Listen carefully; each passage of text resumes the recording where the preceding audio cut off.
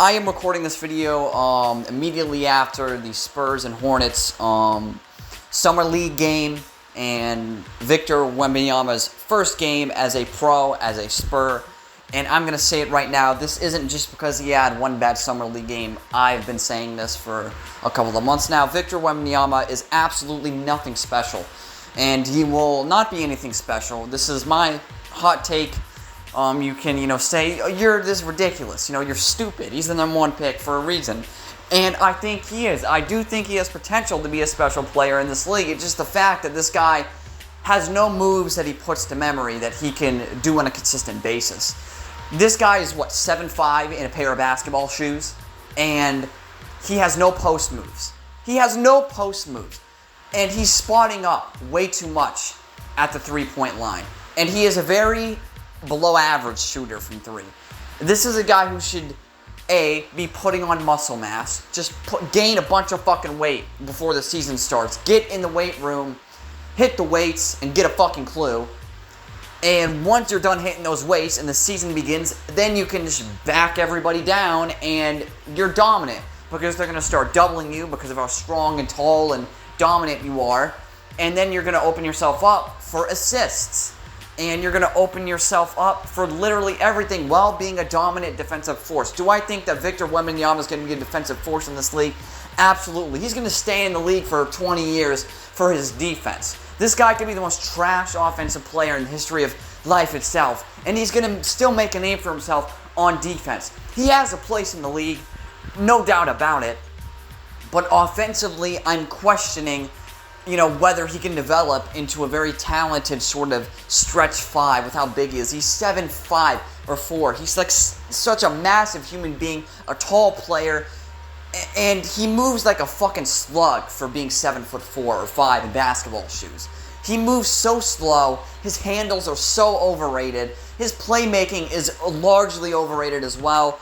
And his French league team, whatever the fuck that league is called, ran a 3-out, 2-in offense. Can you name one fucking team in the NBA that runs that type of offense? Usually it's a 5-out or it's a 4-out, 1-in. Those are with a lot of motion by every player, every possession. Name one fucking team that runs the 3-out, 2-in system. This is a system that was used in the 2000s and in the 1990s in the late stages. That is what that system is. This guy is going to have some major adjusting to be done, so I would not put any pressure on him to average 5 points a game. I swear I wouldn't. I would be shocked if he averaged more than 10 points a game. I'd be shocked if he gets more than 20 minutes a game because he's adapting to a whole new country, a whole new system, a whole new team, a whole new literally everything. There should be no pressure on this guy. This should be used as a year to sit him on the bench and develop his skills, but still give him at least 20 minutes a game. Get him a ton of NBA experience, but still don't thrust him into the superstar role just yet. But he's going to start knowing how this goes. He's going to start and he's going to look underwhelming.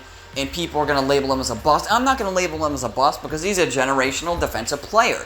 I mean, this guy can cover literally anybody in the league. Well, I think that in the post, there's going to be problems with him covering guys like Embiid and Jokic because those guys have plenty of moves. They have a very deep bag they can pull out. I think he will struggle immensely in the post against those guys.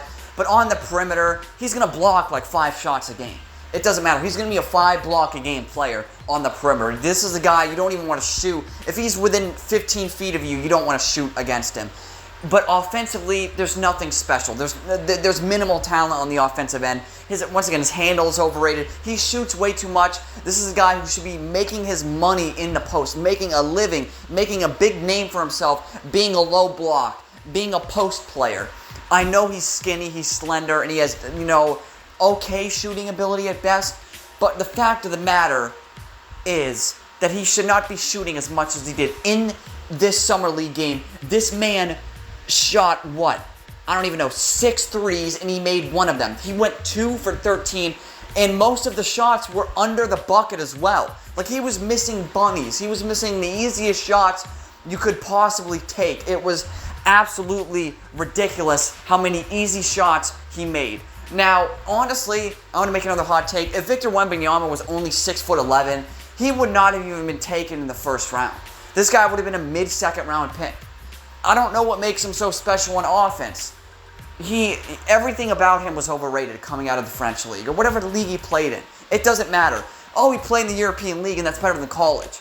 No, you could take UConn, who I believe just won the fucking NCAA tournament, and they would destroy any EuroLeague team. They would humiliate them.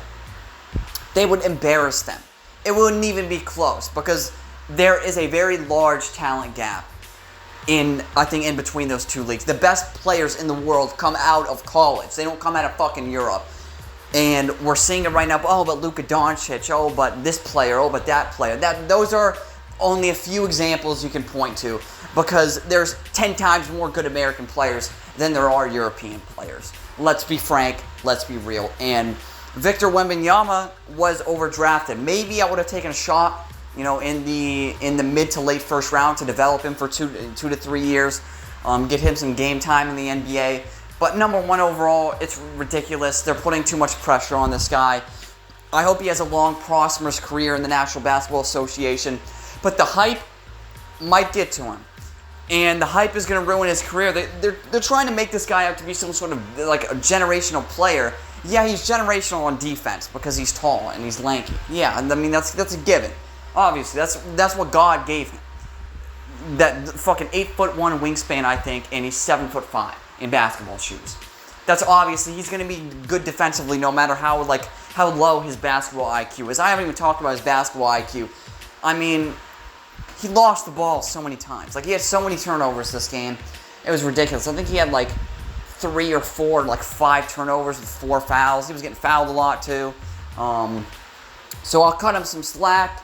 There were certain areas of his game that looked really good, but offensively, come on. You can't tell me this is the guy that's going to score more than 10 points a game.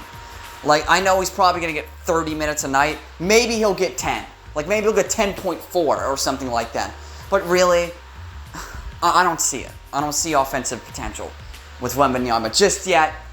But we will see what the future holds. Thank you all for watching. This has been Mr. Truth, and this was nothing but the truth. Peace out.